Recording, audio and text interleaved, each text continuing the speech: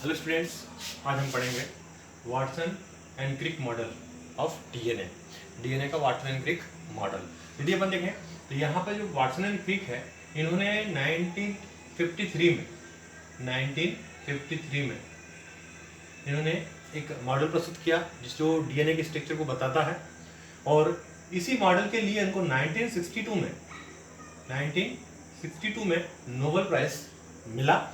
और इन्हीं के साथ में विल्किंस थे जिन्होंने भी मॉडल के बारे में बताया। उन्होंने बताया कि जो एक टर्न है वो 34 एंगस्ट्रॉम का होता है, नाइट्रोजन जो बेस पेयर है उनके बीच में 3.4 एंगस्ट्रॉम होता है। तो ये जानकारी इन्होंने भी दी, परंतु इसको पूरा सही तरीके से जो डिस्क्राइब किया था वो क्या था, वाटसन एंड क्रिक ने किया था 1953 में। तो देखिए अपन कि यहाँ पर क्या हुआ और कैसे प्रकार से इन्होंने मानव का निर्माण किया। देखें अपन तो सबसे पहली बात वाटसन क्रिक ने ये कहा, जो डीएनए है वो डबल हेलिकल संरचना होती है, दो हेलिक्स से मिलकर बना होता है। दो हेलिकल मतलब देखेंगे आप यहाँ पर ये एक सूत्र दिखाई दे रहा है आपको, ये एक हेलिक्स है और ये दूसरा हेलिक्स है।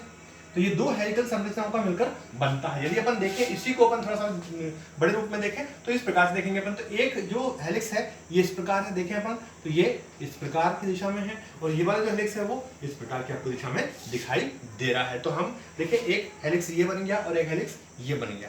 तो उन्होंने कहा दो सूत्रों से मिलकर बनता है। दूसरा, ये दोनों सूत्र एक दूसरे के एंटी पैरेलल होते हैं, मतलब विपरीत दिशा में होते हैं। मतलब ये देखें अपन तो ये 5 प्राइम यहाँ पर है तो इसका यहाँ पर 3 प्राइम होगा, इसका 5 प्राइम यहाँ है तो इसका 5 प्राइम यहाँ होगा। तो इस दो जो हमारे पास में सिरे हैं, एक सिरा ये है एक सिरा ये है, इन दोनों के जो डायरेक्शन होते हैं वो एक दूसरे के विपरीत होते हैं। देखिए अपन दूसरा, ये जो शुगर है ये शुगर है और ये फॉस्फेट है। ये शुगर और ये फॉस्फेट जो है ये बाहरी संरचना का निर्माण करते हैं। ये इस प्रकार से क्या करते हैं, बाहरी संरचना का निर्माण करते हैं। मतलब ये आप दिखाई दे रही है, जो लड़ी दिखाई दे रही है आपको, सूत्र दिखाई दे रहा है, ये सूत्र का निर्माण कौन करता है, शुगर और फॉस्फेट। तो इसको ये शुगर और फॉस्फेट है, इसको बोलते हैं बैकबोन।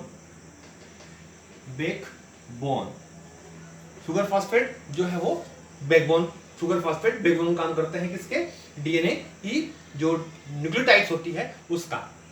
अब अपन देखें यहाँ पर जो न्यूक्लियोटाइड्स की संरचना है, ये हेलिकल जो संरचना है, ये हेलिक्स के बीच में एक एक्सिस होती है। क्या होती है, एक्सिस होती है। ये एक्सिस के चारों ओर राउंड शेप उलझे हुए होते हैं, घुमे हुए होते हैं, लिपटे हुए होते हैं। अब यहाँ पर देखेंगे अपन ये जो टर्न है, ये टर्न है, एक जो टर्न है पूरा यहाँ से लेकर यहाँ तक का जो पूरा टर्न है, ये टर्न की जो लेंथ होती है वो 34 एंगस्ट्रॉम होती है। कितनी होती है, 34 एंगस्ट्रॉम होती है। यहाँ से देखें अपन, ये जो आप देख रहे हैं यहाँ पर ये स्टेयर के लाइक संरचना है ना, मतलब सीढ़ी नुमा संरचना आपको दिखाई दे रही है। तो यहाँ पे सीढ़ी का जो काम करता है वो कौन करते हैं, नाइट्रोजनस बेस, है ना। तो यहाँ पर देखेंगे इसमें nitrogen base, thymine, adenine, guanine, cytosine, है ना, के बीच में बॉन्डिंग होती है। तो इसमें एडेनिन और थाइमिन के बीच में डबल बॉन्ड बनता है, गुआनिन और साइटोसिन के बीच में भी ट्रिपल बॉन्ड बनता है। और ये दोनों किसके द्वारा जुड़ते हैं, ये दोनों हाइड्रोजन बॉन्ड के द्वारा जुड़े हुए होते हैं। तो इस प्रकार से ये जो पूरी संरचना है, यहाँ से एक फॉस्फेट, शुगर और एक नाइट्रोजन बेस, ये आपका एक मॉलिक्यूल है किसका, न्यूक्लियोटाइड का। तो ये एक मॉलिक्यूल ये हो गया, एक मॉलिक्यूल ये हो गया। इस प्रकार से बहुत सारे न्यूक्लियोटाइड मॉलिक्यूल की एक लड़ी होती है, एक सूत्र होता है, एक हेलिक्स होता है और ये दो हेलिक्स की संरचना बने होते हैं। अब देखेंगे अपन यहाँ से एक नाइट्रोजन, एक जो सूत्र होता है उस सूत्र को यदि अपन देखें यहाँ से, मतलब एक नाइट्रोजन बेस, शुगर और एक फॉस्फेट, इन दोनों की दूरी देखा जाए तो ये जो दूरी है ये होती है 10 एंगस्ट्रॉम की। कितने की होती है, 10 एंगस्ट्रॉम। तो यहाँ से अपन देखें ये जो दूरी है वो 10 एंगस्ट्रॉम हो गई और यहाँ की दूरी है ये भी कितनी हो गई, 10 एंगस्ट्रॉम हो गई। ये दोनों दूरी 10 एंगस्ट्रॉम हो गई, तो दोनों को अपन टोटल करें तो ये हो जाएगा 20 एंगस्ट्रॉम।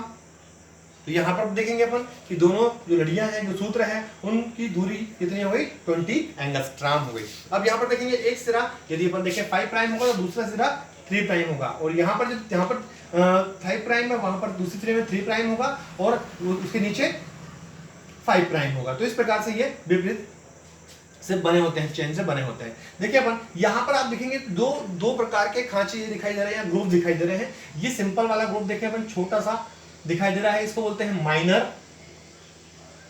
ग्रोव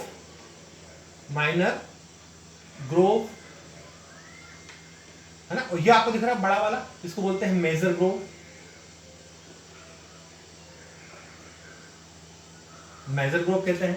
तो इस प्रकार से आप देखेंगे कि ये माइनर ग्रोव और मेजर ग्रोव में डिवाइडेड होता है। आप देखेंगे अपन यहाँ पर कि ये जो एक नाइट्रोजन बेस है, सपोज यहाँ पर एक नाइट्रोजन बेस ये है और एक नाइट्रोजन बेस ये है, ये दो नाइट्रोजन बेस दिखाई दे रहे हैं। इनके बीच की दूरी कितनी होती है? इनके बीच की दूरी होती है 3.4 एंगस्ट्रॉम। कितनी होती है? 3.4 एंगस्ट्रॉम। अब अपन देखेंगे यहाँ पर कि 3.4 एंगस्ट्रॉम एक नाइट्रोजन बेस की दूरी है, और एक पूरा जो टर्न होता है, फुल टर्न यहां से लेकर यहां तक, ये फुल टर्न में कितने नाइट्रोजन बेस होते हैं? 10। 1 2 3 4 5 6 7 8 9 10। तो कितने बेस पेयर होते हैं? 10 बेस पेयर होते हैं। तो जो 34 इंटू 10 यदि अपन करें तो क्या हो गया? 34 एंगस्ट्रॉम, या 34 हो गया, तो यहाँ पर ये 34 एंगस्ट्रॉम आ गया। तो इस प्रकार से ये जो है एक टन की दूरी 34 एंगस्ट्रॉम होती है। नाइट्रोजन और नाइट्रोजन के बीच की दूरी कितनी होती है? 3.4 एंगस्ट्रॉम। मतलब ये है कि ये जो यहाँ की दूरी, मतलब ये नाइट्रोजन और ये नाइट्रोजन बेस की दूरी होगी 3.4 एंगस्ट्रॉम। अब आप देखेंगे यहाँ पर कि ये जो एक नाइट्रोजन और दूसरा नाइट्रोजन है, इन दोनों के बीच में देखें अपन, तो ये जो नाइट्रोजन बेसेस हैं, ये बेसेस एक के साथ एक ऐसे नहीं होते, ये थोड़ा सा रोटेट होते हैं, थोड़े से कोण का निर्माण करते हैं। तो जो कोण का निर्माण करते हैं वो कोण होता है 36 एंगस्ट्रॉम। कितना कोण होता है बेटा? 36 एंगस्ट्रॉम। तो 36 एंगस्ट्रॉम के एंगल से ये झुके हुए थे, मुड़े हुए होते हैं। तो ये एक टर्न अपन देखेंगे यहाँ से, ये जो पूरा टर्न है, क्योंकि आपको पता है कितने बेस पेयर होते हैं? 10। तो यहाँ पर हो गए अपने 10 बेस पेयर, और कितना एंगस्ट्रॉम है? 36 एंगल हो गया इसका। तो 36 एंगल हो गया, तो टोटल कितना हो गया?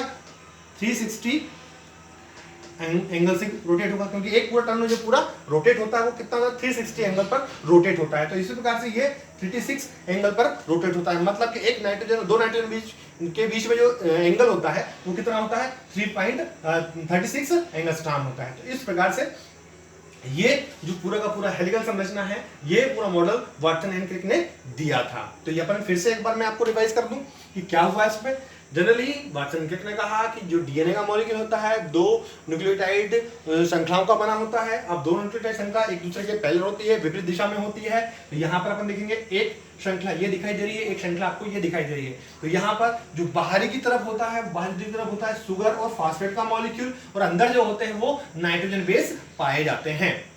यहाँ पर एडेनिन थाइमिन के साथ में डबल बॉन्ड से जुड़ा होता है, गुआनिन साइटोसिन के बाद में ट्रिपल बॉन्ड से जुड़ा होता है ना। और इसके बाद में ये दोनों एक अक्ष के चारों ओर घूमे हुए होते हैं, लिपटे हुए होते हैं। और शुगर और फास्फेट जो है वो एक बैकबोन का निर्माण करते हैं। इसके बाद में अपन देखेंगे ये जो पूरा का पूरा हेलिकल संरचना है, ये दो ग्रुप में डिवाइड होता है, मेजर ग्रुप और माइनर ग्रुप में। इसमें दो नाइट्रोजन बेस की बीच की दूरी 3.4 एंगस्ट्रॉम है, और एक पूरे टर्न की जो लेंथ है तो वो होगी 34 एंगस्ट्रॉम। तो इस प्रकार से ये पूरा का पूरा जो है आपका वाटसन एंड क्रिक के द्वारा दिया गया था, है ना। अब देखेंगे थोड़ा सा, मैं यहाँ पर एक और चीज बता दूं, हम इतना पढ़ रहे हैं तो थोड़ा सा अपने यहाँ ये देखेंगे कि यहाँ पर एक साइंटिस्ट है चिरगॉफ। अच्छा, वो अपन नेक्स्ट वीडियो में देखेंगे। तो ये आपका वाटसन एंड क्रिक मॉडल।